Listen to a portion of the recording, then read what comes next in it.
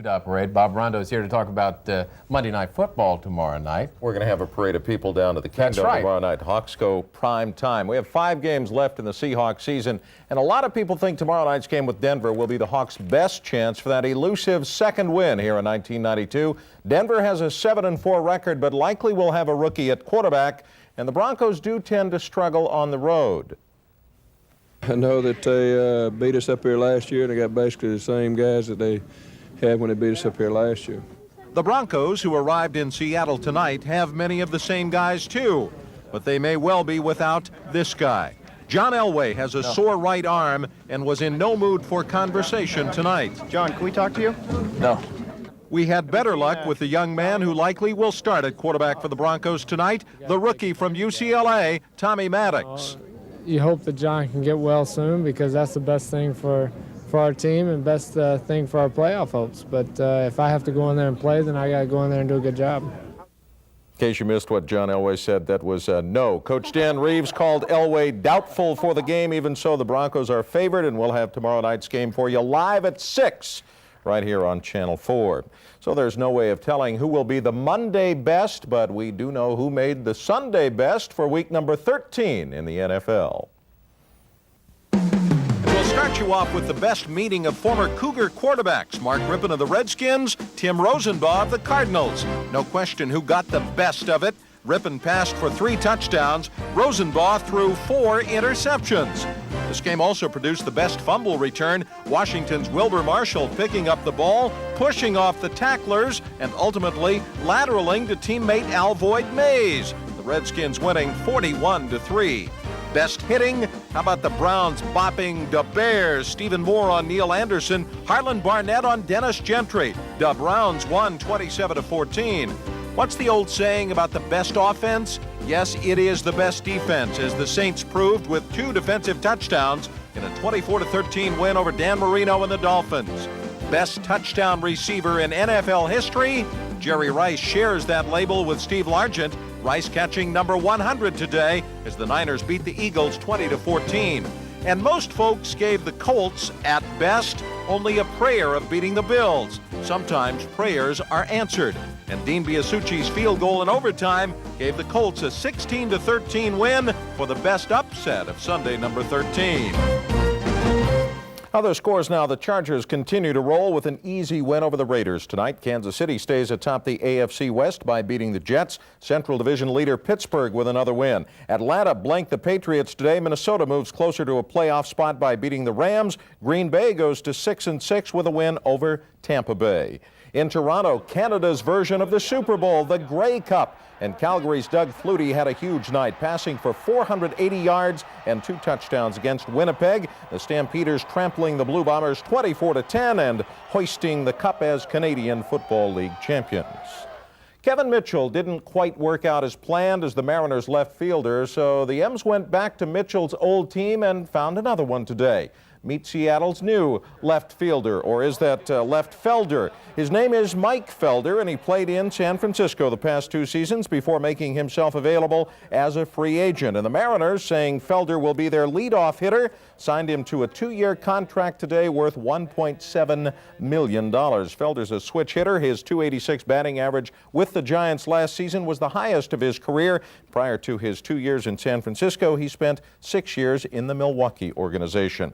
Now, good thing it was only an exhibition game. The Husky women's basketball team losing its season opener to a touring team from Australia, 74-68 this afternoon. Washington shot the ball well in the first half and led by 3. Laura Moore powering to the basket for 2 of her team-high 18 points. Washington did not shoot the ball well in the second half. 18% to be exact, including 4 straight misses in this sequence. The Huskies losing 74-68. And in the annual Skins game of golf, with a foursome that is of big names, Payne Stewart came away the big winner for the 2nd straight year. Not that Fred Couples had a bad weekend. This 35-foot eagle putt gave Couples total winnings of $210,000 for the 2-day event. Payne Stewart, however, went him $10,000 better thanks to this little putt on the first hole of a playoff with carryovers. That putt was worth $120,000. Stewart finishing with $220,000 for a couple of sunny days in the California desert. Couples was next. Greg Norman did reasonably well. Tom Kite came up empty. Too bad for Tom. Nice vacation for all those guys, though. Maybe Payne can buy some new clothes now. Yeah, that's a vacation with pay. Rick Meter joins us in sports. A lot of excited football players and high school football players tonight, huh? Especially. Big day down at the Kingdome, John. Now, for high school football teams, this is a day of dreams. Their dreams of playing for the state championship in the King Bowl come true, and even if they don't win that game, they'll never forget this day. No one can ever take that away. It all began with a B8 game at 9:30 this morning. A couple of teams from Eastern Washington. Tico Oakesdale in white uniforms scored on the third play of the game. Quarterback Cal Kreider threw for 3 touchdowns against Pateros. It was 20-0 at halftime, but the Billy Goats, that's Pateros, scored twice in the third quarter. That's Derek McCoy on the carry. But just when it looked like Pateros might have a chance, Casey Lawson picked off a pass for Tico Oakesdale. He took it 53 yards for a touchdown. And the Nighthawks went on to win the 8-man championship 42-26 over Pateros, which lost the title game for the second straight year. Give me Liberty in the B11 game. The Lancers took the lead on Wahkiakum with this touchdown pass from Jeff T. to Jim Haas in the first quarter. But the play of the game and the play of the day so far came early in the second period. Liberty's Jared Jeske took a handoff at his own 5-yard line. He was off and running all the way to the end zone. Liberty from a Spangle near Spokane wins the B11 championship 27-0 over Wahkiakum, which is located in Cathlamet down in southwest Washington. And how's this for a great comeback in the Class A game? Top-ranked Eatonville trailing Zilla 23-0 in the second half, but the Cruisers come back to win. Bobby Luck hits Ben Zerlo with a 43-yard touchdown pass in the fourth quarter. Eatonville scored 3 times in the final period to win it. Joe Dorn on the carry for what proved to be the winning touchdown. The Cruisers beat the Leopards 26-23 for the Class A championship.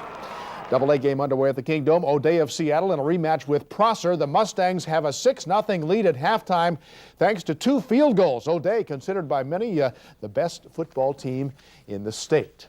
It will be Puyallup and Newport in the AAA championship game later tonight. 2 teams of overachievers who have a chance to realize their dreams. And how do they get ready for the game? Well, those gnarly guys at Newport go swimming. We're psycho! Well, not swimming exactly, but they do take a quick dip in the lake. It's a tradition that began last season, resumed in fall practice, and continues right up to the King Bowl. But on a 40-degree day in December, you have to question their sanity. What's up? Well, we got McAtee here as a lifeguard, just in case. Well, the minute you hit the water, the game's the farthest thing from your mind. And so the only thing you're thinking is, I got to get out of the water and I got to warm up. And so it takes your mind off it for a while, and it makes you laugh, and it makes everybody feel a lot better.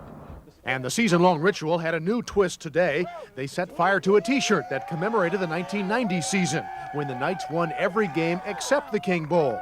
Now, isn't that a hand-warming story? Well, I don't know what the temperature of the water was today, but that was great back in August when they were doing 2-a-day practices. These guys are nuts. But they've won every week, so they got to do it. Maybe. Thanks, Rick. I don't know what Puyallup does.